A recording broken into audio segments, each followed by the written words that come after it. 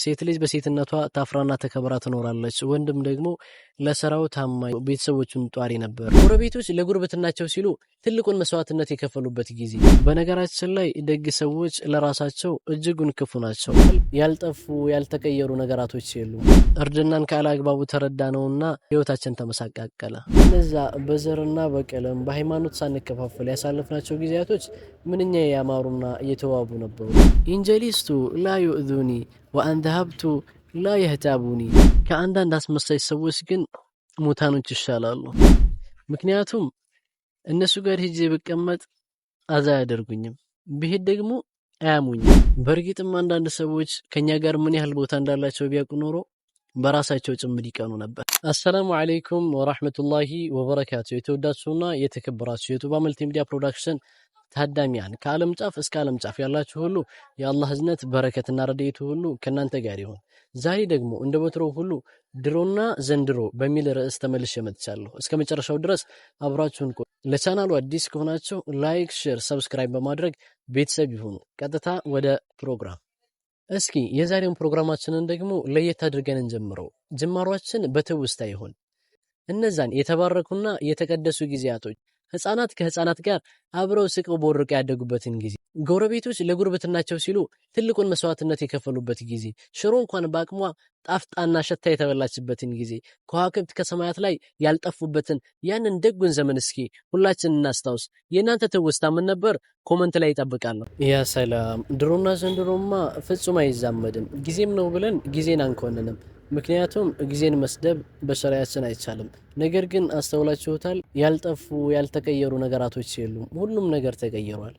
ኢቭን የምናሳልፋቸው የህይወት ተግዳሮቶች፣ ድሮ ላይ በሌለን ሀብት በሌለን ንብረት ትልቅም ፍቅር ከቤታችን ተቋድሰን አሳልፈናል። ሽሮን ከስጋ ብልጠን በማዕድ አድርገን ሁላችን ተጋርተናል። ነገር ግን ዛሬ ላይ የዛ አይነት መሐባ የዛ አይነት ፍቅር ፍጹም ልናገኝ አልቻልንም። አዋፋት እንደ ድሮ ጠዋት ተንስተው አይጮህም። ከዋክብት እንኳን ከሰማያት ላይ ረግፈዋል። ኢቭን አንዳንድ ጊዜ እንኳን ተንስተው የሚመጣው ሽው የሚልና ደስ የሚለው አየር አሁን ላይ ጠፍቷል። ከድሮ አንጻር ዛሬ ላይ ያለን ህይወት ምንም ነው። ብዙ ሳንጓዝ ቅርብ ዓመታቶች እንኳን የነበሩን ፍቅርና መሐባ ዛሬ ላይ በብርና በገንዘብ ወይም ደግሞ በተለያዩ ጥቅማ ጥቅሞች ተሸፍነው ተካለው አልፈዋል። ዛሬ ላይ መሐባና ፍቅር ለገንዘብ ሆኗል። ማንም ስለ ወንድሙ የሚጨነቅ የለም። ነገር ግን ድሮ ላይ በነበረን ማንነት አይደለም ለወንድሙ ለጉርብትናው ለማያውቀው ለስጋ ዘመር ላልሆነ እንኳን ነፍስ እስከ መስጠት ሚስቴን ፈትቼልህ አንተ አግባ እስከሚባሉበት ደረጃ ድረስ ነበረ መሐባቸው። ነገር ግን ዛሬ ላይ እውነተኛ ፍቅርና እውነተኛ መሐባ የሚባለው ነገር የለም። እነዛ በዘርና በቀለም በሃይማኖት ሳንከፋፈል ያሳለፍናቸው ጊዜያቶች ምንኛ ያማሩና የተዋቡ ነበሩ። ዛሬ ላይ የዛ አይነት ደስታና የዛ አይነት መሐባ ኢቭን በህይወታችን ላይ እንኳን መረጋጋት አልቻልንም። ድሮ የነበረው ማንነታችን ዛሬ ላይ እንደ ጤዛ ረግፏል። ያ የነበረው ማንነታችን ያ የነበረን መሐባ ዛሬ ላይ እጅጉን ርቆናል። ኢቭን በህይወታችን መረጋጋት የሚባለውን ነገር ራሱ ሁላችን አጥተናል። ያ የምን መንስኤ ይሆን?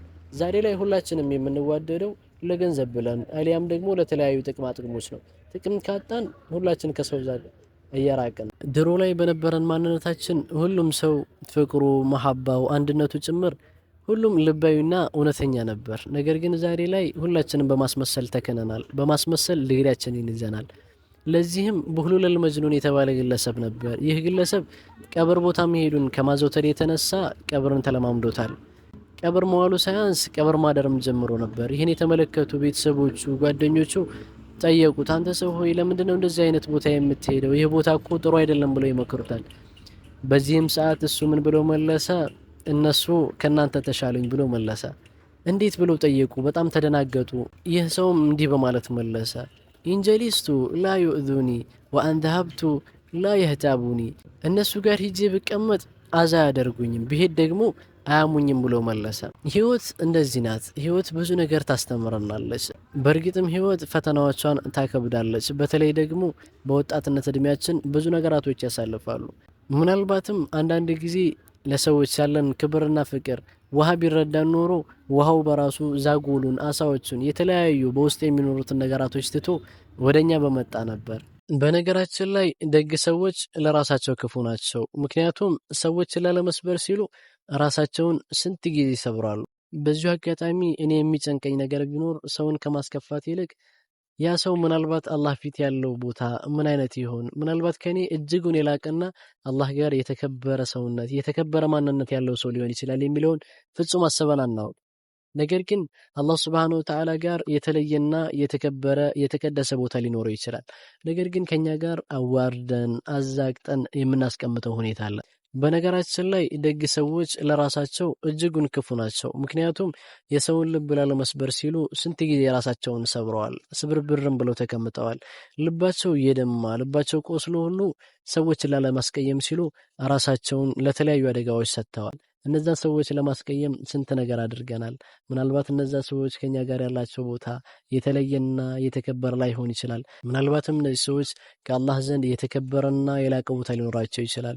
ለይል ቆመው የሚሰግዱ ወደ አላህ የሚያነቡ የተለየ ማንነትና ደስ የሚል ቁም ነገረኛ ህይወት ሊኖራቸው ይችላል። ነገር ግን ከኛ ጋር ሲመጡ አዋርደን አዝግጠን የምናያቸው ሁኔታዎች አሉ። ነገር ግን አላህ ዘንድ የተከበሩ ሊሆን ይችላል። እኛን የሚመስለን ሰው ቁሞ ሲሄድ ጤነኛ ለብሶ ሲሄድ ደግሞ የደላ ይመስለናል። ነገር ግን ሁሉም ሰው አነሰም በዛም ለራሱ ህይወት የሚያስጨንቀውና እጅጉን የሚያሳስበው ነገራቶች አሉ። ምናልባት ለነዛ ሰዎች አላህ መልካም ነገራቶችን እንዲያመቻችላቸው በዚሁ አጋጣሚ ለምነዋል። ድሮማ የነበረን ማንነት እጅግ ውድና እጅግ የሚያስደስት ነበር። ሴት ልጅ በሴትነቷ ታፍራና ተከብራ ትኖራለች። ወንድም ደግሞ ለስራው ታማኝ ቤተሰቦቹን ጧሪ ነበር። ዛሬ ላይ ግን እርድና የሚባለው ነገር መጣና እርድናን ካለአግባቡ ተረዳ ነውና ሱሪን ዝቅ አድርጎ ታፋ ላይ አስሮ አስፓልት እየጠረጉ እንደዚሁም ደግሞ ጫትን በጉያችን ይዘን የሚሄዱ እርድና ተባለና ህይወታችን ተመሳቃቀለ።